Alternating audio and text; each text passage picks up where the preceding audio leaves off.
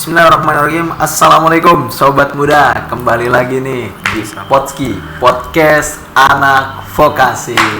Sekarang kita kedatangan bintang tamu yang spesial. Siapa dia? Ustadz Muhammad Nur Fatoni, yaitu dosen pendidikan agama Islam di PLJ Kampus Depok. Kalau mau tahu nih, beliau alumni Pakistan, luar negeri guys. Wah. Assalamualaikum Ustadz Fatoni. Waalaikumsalam warahmatullahi wabarakatuh. Sehat Ustadz? Alhamdulillah. Gimana Ustadz kabarnya? Sepertinya sehat, semakin bugar dan alhamdulillah sehat. Kalau kata bahasa Arab, kamaro aita. Kamaro aita Ya amin. Semoga kita selalu diberikan kesehatan semua teman-teman. Ya. Jadi Ustadz Fatoni ini, beliau ini mengajar pendidikan agama Islam sudah setahun ini Ustadz ya? Ya. Di kampus PLJ Kampus Depok ya. Alhamdulillah. Jadi dari pendidikan mentoring agama di semester ganjil, kemudian melanjutkan mengajar di semester genap ini, yaitu pendidikan agama Islam. Ya kurang lebih sudah banyak bertemu dengan teman-teman semua ya. Insya Allah. Berinteraksi ya, Masya Allah. Ngomong-ngomong nih, Ustadz katanya lulusan Pakistan katanya Ustadz nih. Kok jauh banget ini? Biasanya orang itu, teman-teman ya, orang mau belajar pendidikan agama itu ke Mesir biasanya ya. Ke Mesir, ke Mekah. Kok kelihatannya nih mungkin nggak banyak umumnya orang ya mungkin ya. Ini kok ke Pakistan? Kira-kira bolehlah spill sedikit Ustadz. Ada apa sih di Pakistan kok bisa sampai kira-kira nyangsang ke sana Ustadz, ke Pakistan? Gimana Ustadz? Baik, Masya Allah, syukran Ustadz Agam yang terhormat, Masya Allah. Sedikit cerita nih ya Ustadz ya. Jadi kebetulan saya ini ke Pakistan bukan atas kemauan saya sendiri. Awalnya diiming-iming pas lagi di pondok tahfiz. Nah ini kebetulan sedikit cerita. Saya waktu di pondok tahfiz sedang berapa juz gitu, sudah mau hampir selesai 30 juz. Yes. Hafiz Quran, Masya Allah. Alhamdulillah, amin. Masya Allah.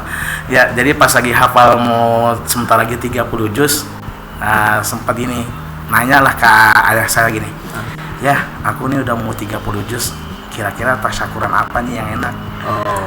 Aku sih pengennya potong sapi ya.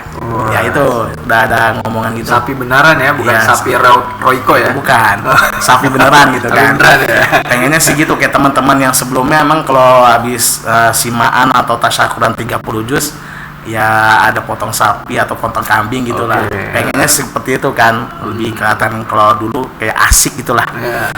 Nah pas itu jawaban yang paling menyejukkan itu apa kata ayah saya? Itu mah terlalu receh gitu lah. Ada lagi nih targetnya ayah katanya. Apa itu katanya? Ya udah ayah pengen sih kuliahnya kamu di luar negeri. Dulu nggak sebut Pakistan. Dulu nggak sebut ke Pakistan, tapi ayah pengen ada luar negeri. Bener yakin nih? Yakin aja insya Allah ada rezekinya. Itu di tahun 2009 itu. 2009 awal lah.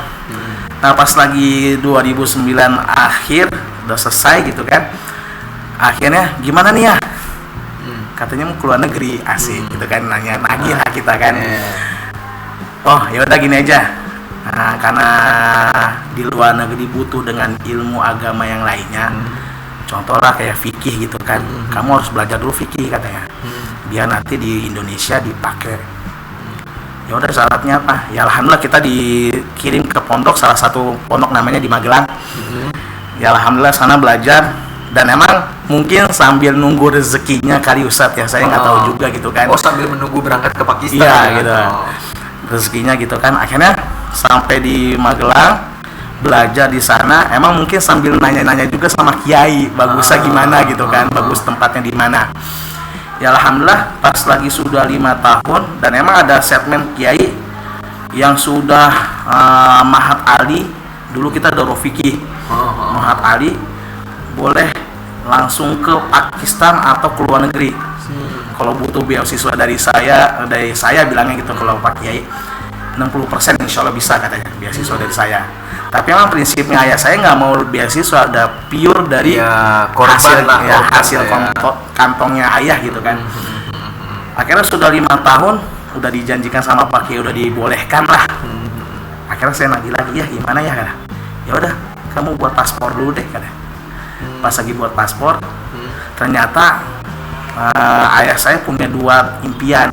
Pertama di Yaman, kedua di Pakistan. Tapi di Pakistan ini opsi yang kedua.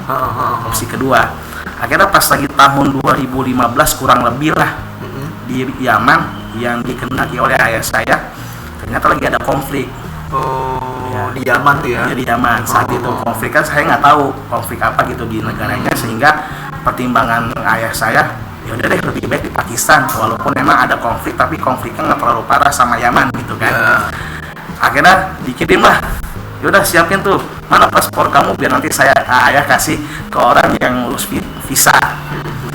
Dan alhamdulillah pas lagi udah diurus visa semuanya tuh, kalau saya hitung-hitung itu yang saya pegang dan saya hasil itu sekitar 15 juta kan. Kurang lebih. Ya itu yang saya tahu, tapi yang nggak tahu tuh di belakang saya itu seperti apa gitu kan. Sehingga pas suatu saat pas lagi belajar, saya nggak tahu, ya udah alhamdulillah sampai selesai. Nah pas lagi selesai itu pengurusan ijazah, ya gimana nih? Jadi ya istilahnya udah di Pakistan itu kan. Wah, dunia Pakistan kan beda sama dunianya Indonesia gitu kan. Kalau secara negaranya, pas lagi udah ngurus ijazah, ya gimana nih? Kita udah selesai, ijazah mau dikeluarin nggak? Emang ijazah kamu ijazah apa? Agak sedikit remeh gitu kan. Ijazah S2 loh ya kalau diurus katanya. Yakin kamu katanya? Iya benar. Setelah selesai dari Pakistan tuh ya? Iya, sontak gini, kayak diam gitu kan. Saya nanya waktu dia udah ayah kenapa diam? Saya tahu tuh kayak ngerasa ada percikan kesedihan juga gitu, antara senang atau sedih gitu kan. Saya nggak tahu lewat WA gitu kan, by phone gitu kan, bukan video callan. Akhirnya enggak, kamu hebat ya, ayah mah cuma S1 doang, kamu bisa S2, dia bilang gitu kan. Ya kan ini semuanya berkat dari ayah, bukan dari AA gitu kan, saya bilang gitu kan. Oh ya udah, akhirnya diurus semuanya, sampai akhirnya kita pulang terus ke Pakistan. Dahsyat ya, Masya Allah. Ya, memang sekali-kali sebenarnya itu memang perjalanan singkat sih, kalau di dalamnya lagi panjangnya gitu. Jadi mungkin bisa diambil pelajaran teman-teman untuk mendapatkan ilmu yang lebih tinggi lagi. Ya harus ada pengorbanan Ustaz ya. Iya pasti harus ada pengorbanan. Kita mau dapat rezeki yang lebih, ya nggak bisa mager duduk doang. Kita harus ada lebih. Iya betul itu. Jangan merasa di zona nyaman saja ya. Jangan di zona nyaman saja gitu loh. Dengan apa yang sudah kita dapat udah merasa cukup. Ya kita harus, ya berkembangnya zaman ya harus nambah lagi. Baik dari segi dunianya, apalagi ilmunya. Masya Allah itu emang sekilas dari perjalanan pelajarannya. Nah kira-kira gini Ustaz, di Pakistan, di Indonesia ini kan kita mazhabnya itu Syafi'i, Asia itu mazhabnya Syafi'i. Di sana itu mazhabnya apa Ustaz? Ya kebetulan kalau di Pakistan, ya khususnya di Asia Timur ya, Pakistan, Afghanistan, India, Bangladesh dan sekitar Asia Timur itu kebanyakan mazhab Hanafi. Sedangkan kalau yang ASEAN, dan kalau Asia Tenggara yang meliput Indonesia, Malaysia dan sekitarnya itu pakai Imam Syafi'i. Ya, perbedaannya sangat jauh sih kalau dibilang rasanya. Boleh nggak usah kasih contoh satu contoh yang bisa dibilang di mazhab Syafi'i itu ada, di mazhab Hanafi contoh apa ya, kayak Hanafi dibolehkan, Syafi'i nggak dibolehkan, apa itu Ustaz? Ini mungkin sedikit pengalaman juga sih ya, pengalaman yang terjadi di Pakistan sama orang Indonesia yang sering terjadi gitu kan. Kalau di Syafi'i kan kita atau Hanafi itu kalau kita punya itu kan rujukannya hadis Rasulullah ya. Hadis Rasulullah. Ada satu hadis Rasulullah yang tentang makanan yang mafhumnya gini. Makanan yang di lautan. Itu kalau teksnya makanan yang di lautan itu kan ada ikan gitu ya. Teksnya itu ikan. Iya, teksnya ikan. Di Hanafi. Enggak, di hadisnya. Tapi kalau acuannya ya, acuannya gitu kan, hadis ya. acuannya hadis gitu kan. Dan yang lebih bukan kocak sih ya, lebih ininya lucu gitu kan. Kalau yang di laut itu kan berarti di laut semuanya halal dong. Halal Halal, ya. Kalau mazhab Syafi'i ya. Iya halal. Ya. Mau itu ikan, mau itu belut, kerang, istilahnya cumi-cumi, Kapal selam, Ustaz. kapal selam. Ya itu Di termasuk. Palembang halal, Ustaz. Ya itu termasuk gitu kan istilahnya gitu kan. Tapi yang lebih lucunya apa? Jadi pengambilan hadis Hanafi sama Syafi'i beda. Yang dihalalkan cuman ikan saja. Di Hanafinya. Hanafinya. Oh. Untuk makanan laut itu cuman ikan saja. Berarti yang tidak sejenis dengan ikan haram. haram.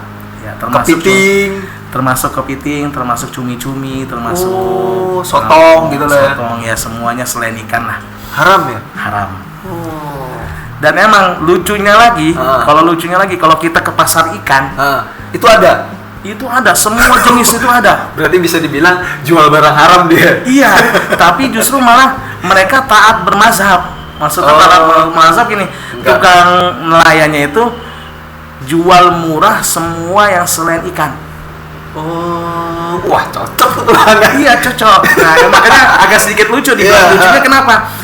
Yang ajibnya itu walaupun nelayan sekelas nelayan gitu kan. Kalau kita sekelas nelayan ya udah masa bodoh ya kan istilahnya gitu kan. Masa bodoh ya saya bodoh amat lah. Kalau misalnya ya kan ini saya yang nangkap, jadi saya boleh makan dong. Kalau sekelas nelayan. Tapi kalau sekelas nelayannya orang Pakistan justru malah yang kayak udang dan sejenisnya itu mereka nggak mau makan, nggak mau jual juga gitu loh. Nggak mau jual juga gitu. Kan kalau misalnya dibilang untung kan untung dia. Tadi kepiting dijual, ada yang dijual juga. Ada semuanya. Pokoknya selain ikan. Ya, tapi mereka nggak makan ya. Nggak makan. Pokoknya intinya nggak dijual aja sama mereka. Yang ajibnya karena emang Karachi banyak mahasiswa dari luar negeri yang emang berkhususkan Imam Syafi'i yang boleh. Yang boleh, maka itu harganya sesuai dengan mata uang yang beli pertama. Mata uang dibeli pertama maksudnya. Misalnya contoh kayak orang Thailand. Misalnya orang Thailand duluan yang beli, baru nanti kedua orang Indonesia. Berarti yang beli pertama kan mata uangnya Thailand. Beda lah sama mata uangnya Indonesia gitu kan. Beda berapa rupiah lah. Sehingga apa? Walaupun sama-sama rupiah kita bayarnya, tapi rupiahnya Thailand sama rupiahnya Indonesia beda. Jadi harganya terbilang jatuh lah kalau misalnya orang Indonesia yang beli kalau setelah Thailand biasanya jatuhnya kemahalan harganya. Tapi kalau misalnya Indonesia yang beli duluan murah tuh yang bagi Thailand, Cina dan sebagainya murah. Makanya kita kayak lomba-lomba ke pasar itu kita nurunin market dari kita nurunin marketnya mereka gitu kan. Jadi istilahnya pas lagi mereka nelayan Pakistan udah tahu nih foreign orang foreign lah. Ayo sini saya punya udang, kamu pengen harga berapa katanya? Gitu. Dan ajibnya kalau 50 rupiah tuh saat itu kita punya berapa duit ya? Sekitar 8.000 atau 10.000 deh waktu tahun saya itu. 50 sekilo. Seember Ustaz? Iya. Ember mana? Ember kamar mandi yang biasanya kita untuk nyuci baju. Nggak gede-gede banget, tapi sedang. 8.000 udang. Masa Allah.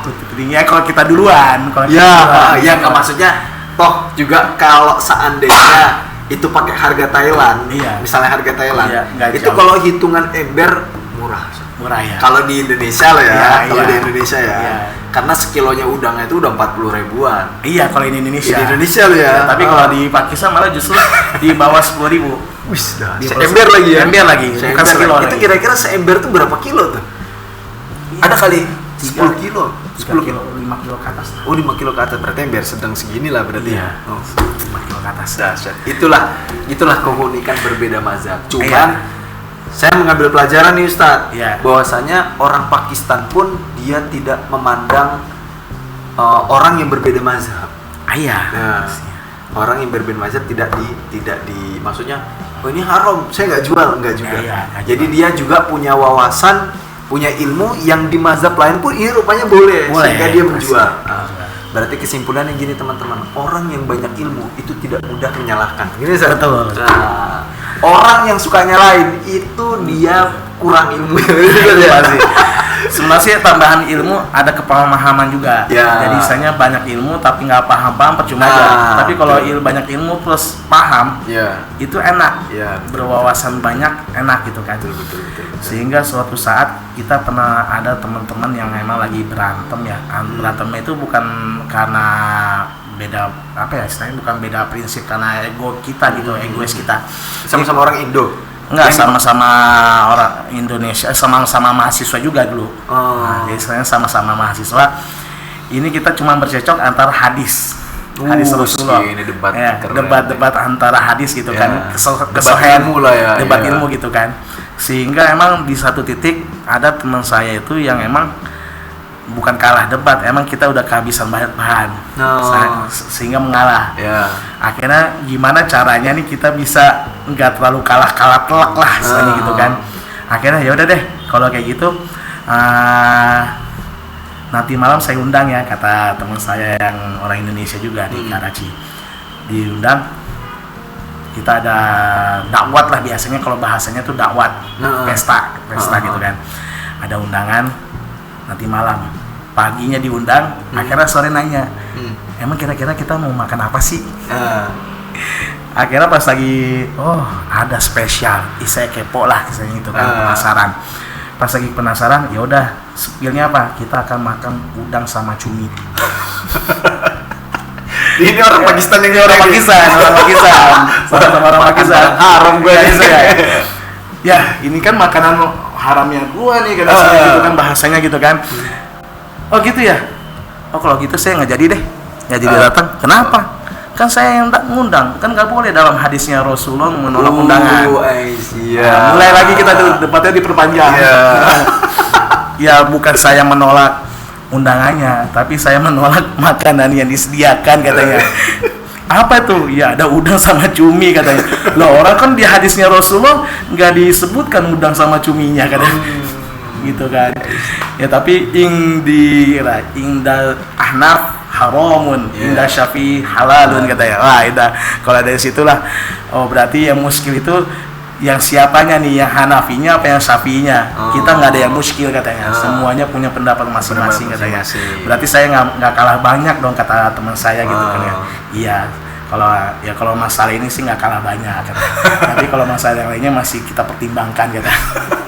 Berarti itu debatnya orang Indonesia dengan orang Pakistan. Iya gitu, debatnya dengan ilmiah sih, daripada kita berantem dengan tonjok-tonjokan, tapi ya debatnya dengan ilmiah. Wih, keren banget teman-teman nih. Jadi di sana pun saking hidupnya suasana ilmu agama untuk pembahasan ilmu, sampai urusan debat pun bukan urusan makanan, bukan urusan cewek apalagi, tapi itulah. Urusan ilmu. Urusan ilmu itu. Keren.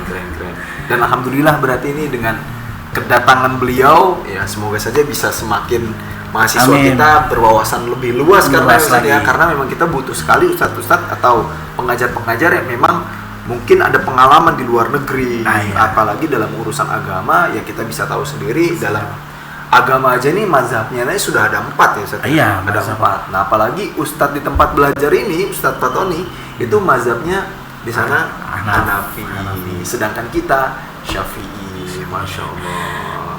Kira-kira pernah disampaikan nggak Ustadz ke mahasiswa? Kalau untuk ke mahasiswa belum sih. Baru satu ilmu yang kemarin. Apa tuh Ustadz?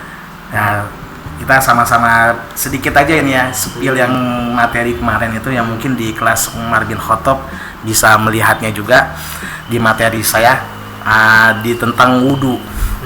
Tentang wudu, surat Al-Maidah ayat 6 dikatakan, di situ bunyinya, ya ayyuhalladzina amanu idza kuntum ila sholati faksilu wujuhakum wa aydiyakum ilal marafiqi wamsahu biruusikum wa arjulakum ilal kabain. Bisa dilihat nanti di suratnya, ayatnya ayat 6 itu. Kita bahas awalnya mahasiswa nggak peka ini perbedaannya di mana gitu kan. Padahal saya udah terjemahkan, udah saya simpulkan bagi-bagi. Misalnya nih, teks yang di ayat ini tentang wudu tertibnya. Terus yang kedua tentang perbedaan. Misalnya yang kedua nih saya spill, Kalau tataan wudhu, niat yang wajib ya, niat membasuh muka, membasuh tangan. Tapi saya langsung ke membasuh kaki. Oh, kepala enggak. Nah, yang saya pisahkan adalah mengusap ke sebagian kepala. Sebagian kepala. Ya, itu nggak peka. Saya bilang, ayo saya kasih Ustadz kasih 10 menit untuk berpikir, kalian coba apa yang beda gitu kan. Dari situ sudah saya bedain, maksudnya kan membasuh muka, membasuh tangan sama membasuh kaki. Baru nanti saya sepil lagi dikasih jarak membasuh mengusap sebagian kepala. Sebenarnya sih kalau dari tatanan wudhu itu udah salah besar. Harusnya kan membasuh kepala dulu, baru kaki. Ya, bukan membasuh, mengusap. Ya, mengusap. Banjir nanti. Ya, istilahnya gitu kan. Nah, akhirnya saya bilang, di sini ada nggak kalian mau ditanyakan? Ustaz kasih 10 menit aja. Udah dikasih 10 menit nih kok nggak ada yang jawab. Saya bilang gitu kan. Ayo, ada yang ini kata. Bener Ustaz, kita udah mentok Ustaz kata. Dia bilang gitu kan. Oke, nih dari sini aja deh. Saya tadi kasih tahu ke ini tentang yang tadi itu membasuh muka, membasuh tangan sama ini. Dari sini aja. Ini kan udah berbeda. Udah berbeda. Iya juga sih tapi kan Ustaz bilangnya di ayatnya. Iya, tapi kan perhatikan semuanya. Saya bilang gitu kan. Di dalam ayat itu ada nggak semuanya? Gitu kan. Iya juga sih. Nah, itu yang harus kalian kritisi. Saya bilang. Oke, udah nih. Berarti urutannya harusnya mengusap dulu baru membasuh kaki. Oke, kita lihat langsung ke ayatnya. Coba dilihat ayatnya. Kita ambil dari idza kuntum ila sholati faksilu wujuhakum wa aydiyakum ilal marafiq. Wujuhakum wa aydiyakum. Itu kita lihat lafaz wujuhakum sama wa aydiyakum. Ya sama ha. Wujuhakum. Ya sama ha itu berharokatkan fathah. Ya kan?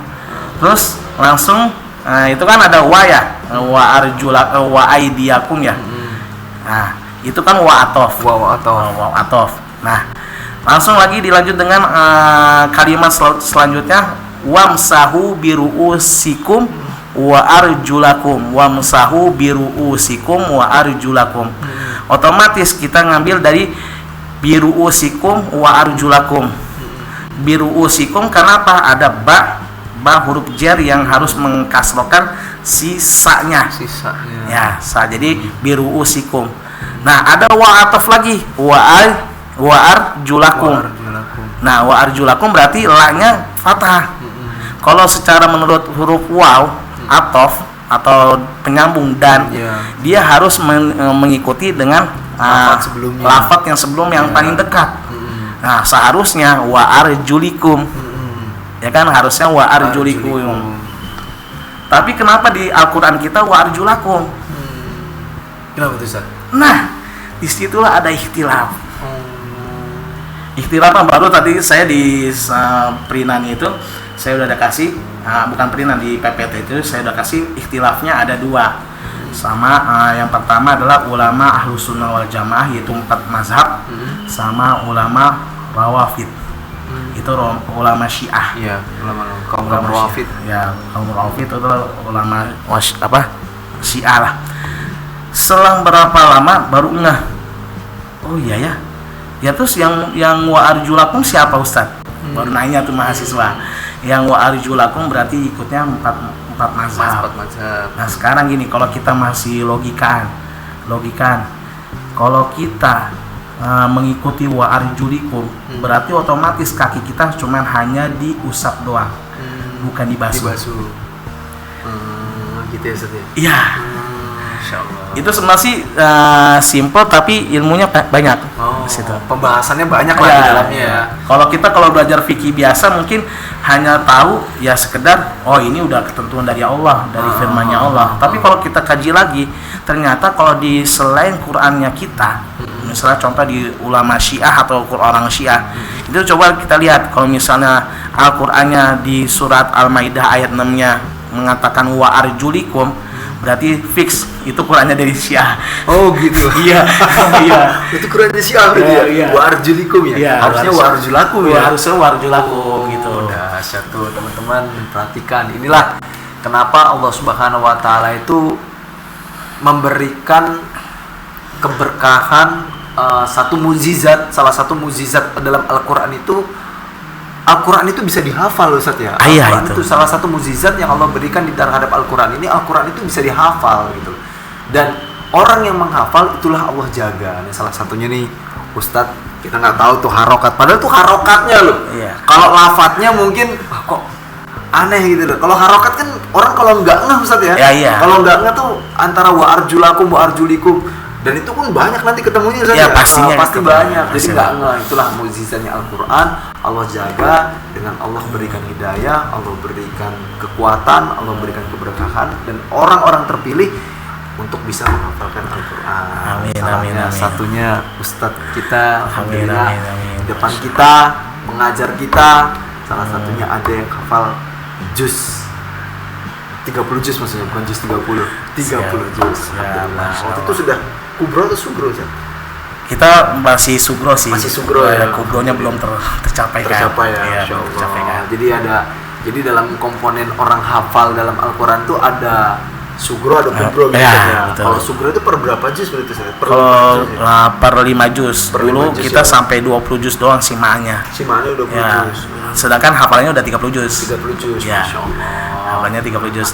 Itu prosesnya udah lumayan juga lama. Kalau kubro tuh digas dari Al-Fatihah sampai Anas. Ya, itu. Anas tuh berapa jam kira-kira Ustaz ya? Ya tergantung ke bacaannya. Tapi emang biasanya kita disuruh baca paling cepat 1 hari 1 malam. Paling cepat 1 hari 1 malam. Paling maksimal lambat ini itu paling hari. Istirahat sholat gitu. Iya, istirahat sholat, paling nanti makan, rehat sebentar gitu kan, baru nanti itu. Terkadang kalau misalnya mau selesai 1 hari 1 malam, ya udah yang lainnya istirahat, kita tetap baca. Gitu. Yang nyimaknya Ustaz ya? Yang nyimaknya ganti-gantian baru nanti. Gitu. Sip-sipan yang nyimak. Sip-sipnya gitu. Nyimaknya sip-sipan. Ya iya. Saking Quran segini tebelnya nih teman-teman nih. Ya. Dibaca dalam sehari tanpa disimak, tanpa dilihat, tanpa melihat. Ya. Wah, dahsyat, Masya Allah. Semoga barokahnya amin, tertular nih Ustaz di kampus kami, di kepada mahasiswa-mahasiswa gitu kan. Semoga barokah nih Ustaz.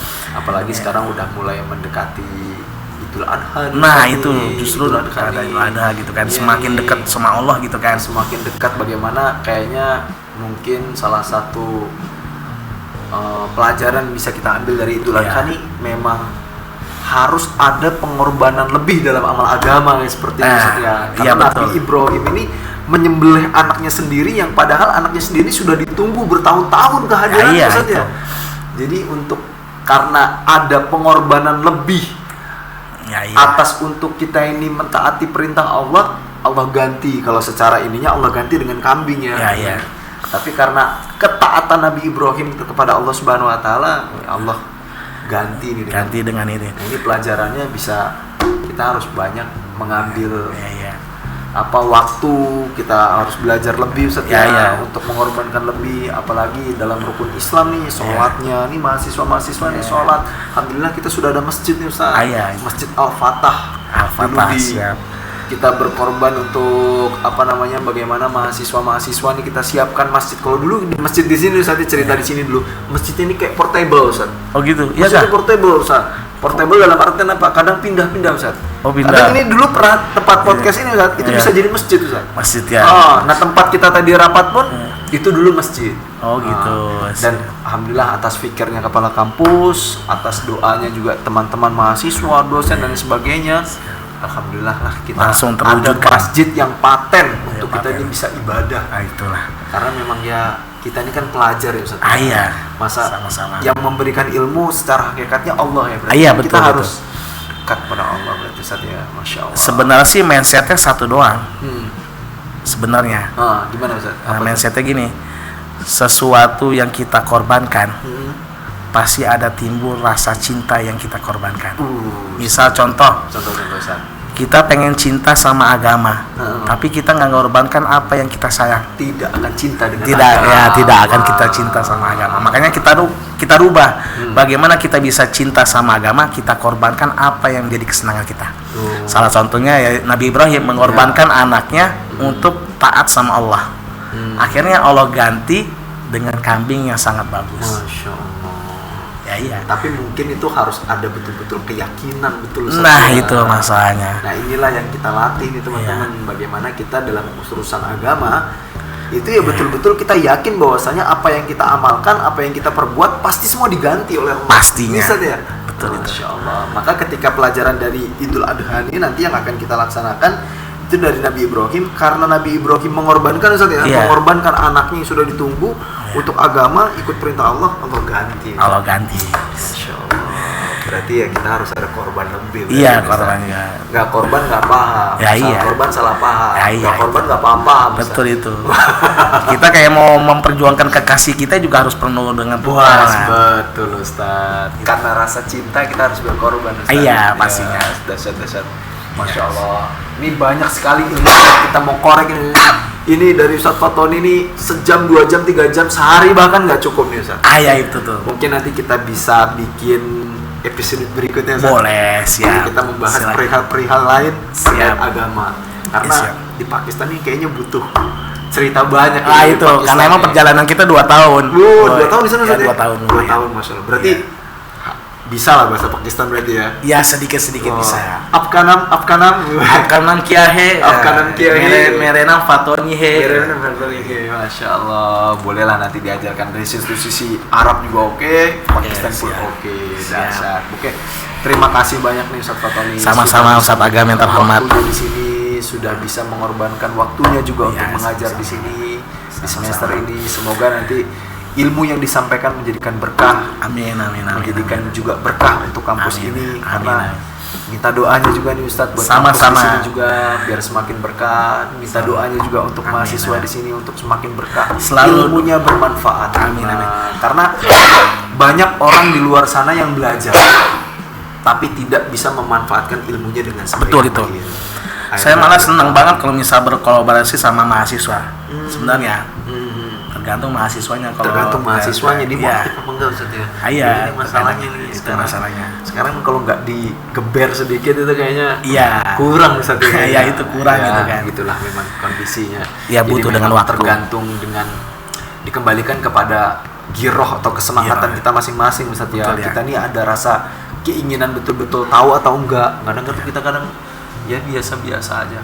Oke lah Ustaz, next time insyaallah nanti kita akan bahas lagi nih teman-teman. Untuk next berikutnya kita jadwalkan lagi untuk bincang-bincang dengan Ustaz Fatoni. Mungkin nanti kita bajak lagi dengan dosen-dosen yang lain. Saat kita ngobrol-ngobrol, bincang-bincang dengan pengalaman. Terima kasih teman-teman yang sudah menyimak untuk podcast hari ini. Semoga bermanfaat buat teman-teman. Terima kasih dari saya dan Ustaz Fatoni. Terima kasih Ustaz Fatoni yang sudah hadir sama-sama atas hari ini. Siap. Terima kasih sudah meluangkan waktu. Semoga menjadikan manfaat buat kita semua. Amin. Assalamualaikum warahmatullahi wabarakatuh. Insyaallah. Terima kasih banyak.